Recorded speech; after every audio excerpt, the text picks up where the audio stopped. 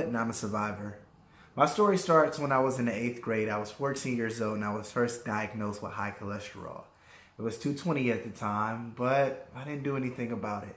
My mom was afraid if I started taking medicine that early, it would mess up my insides and just continue to live life as any teenager or 20-year-old would do, because the next bout with my cholesterol came when I was 26 years old. It's the first time I got a big boy job. I got insurance, I got benefits.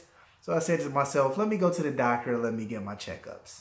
When it came to my cholesterol numbers, the doctor looked at me and said, I've never seen anybody at 26 years old with cholesterol as high as yours. I got to send you to a specialist. She sends me to a specialist. And when I get to the lipid clinic, the lipid specialist says, you won't live to see 30. I'm 26 years old.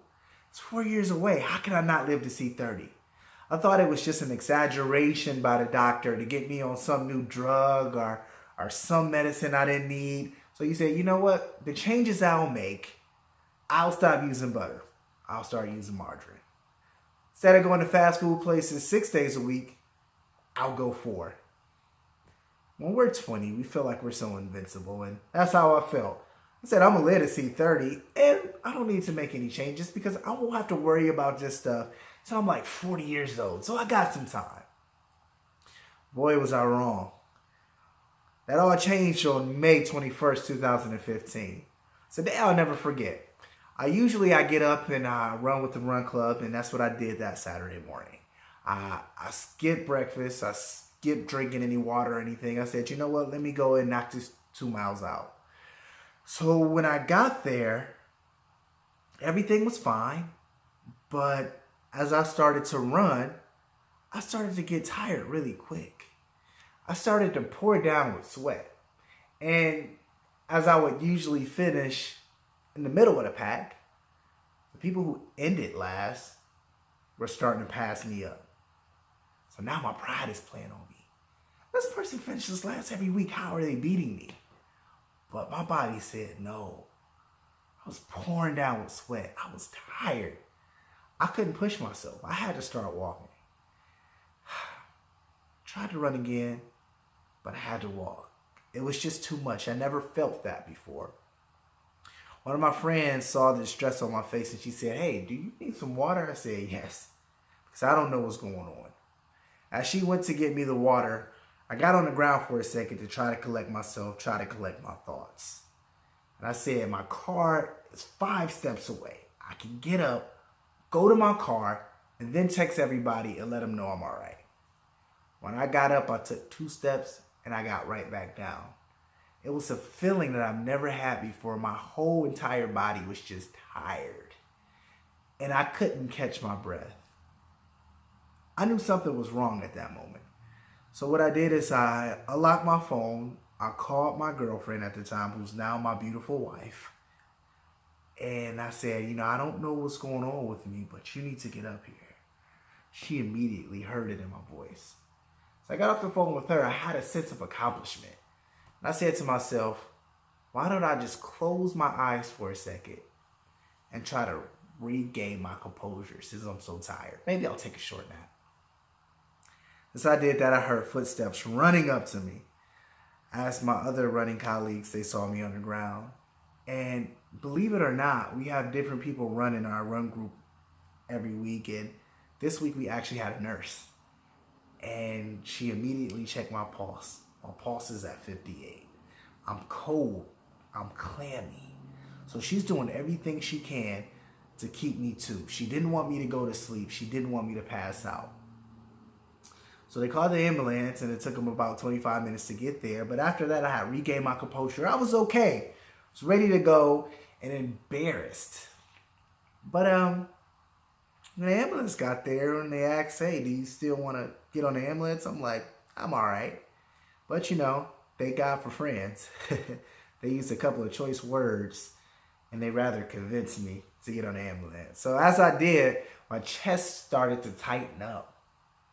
So they decided to run an EKG. And it showed that I was having a heart attack.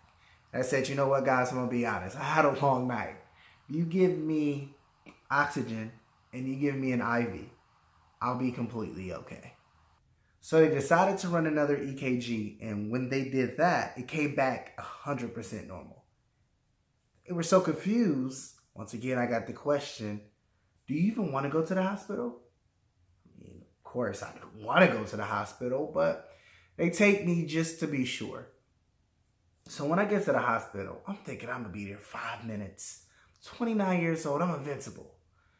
But the doctors looked at the EKG results and said, you know what, Sam? We think you had a heart attack. A heart attack?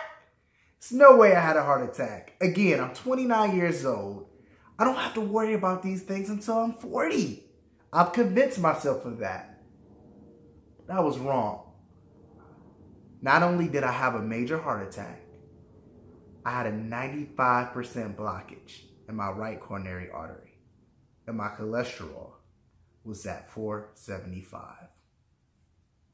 The doctors didn't even know how I was alive with cholesterol at 475. So with this being Memorial Day weekend, they had to pull everybody they can to put this emergency stent in now. As I sat there after the procedure and just processed that I actually had a heart attack, the doctor came in and said, you know what? If you weren't a runner, this would have happened sooner and it would have been a lot worse. So for me, I hated running. It was a social thing to do. I met people, but that one decision of running and sticking to it actually saved my life.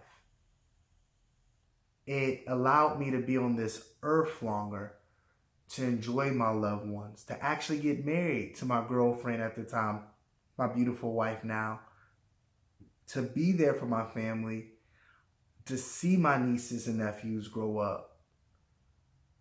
That wouldn't have been possible if I didn't make that decision. So when I recovered, I started to encourage my friends to think Heartstrong. What I mean by that is, as I'm allowed to be on this earth longer, to enjoy my family and make a difference and tell my story because it's truly a testimony, I can also encourage others to protect their hearts and everything in it. What do I mean by that? Our passions, our family, our loves. Those are things that we consider to be in our heart, near and dear to our heart. So you have to protect your heart and everything in it. Make the one decision that keeps you around longer. When you go to a fast food place, maybe you get the salad. Maybe you go home and cook. When they bring food to the job, skip it. Eat that lunch that you have, because that one decision could be the difference between life and death. Because for me, running was that difference. Protect your heart and everything in it. Be heartstrong, and you too could be a survivor.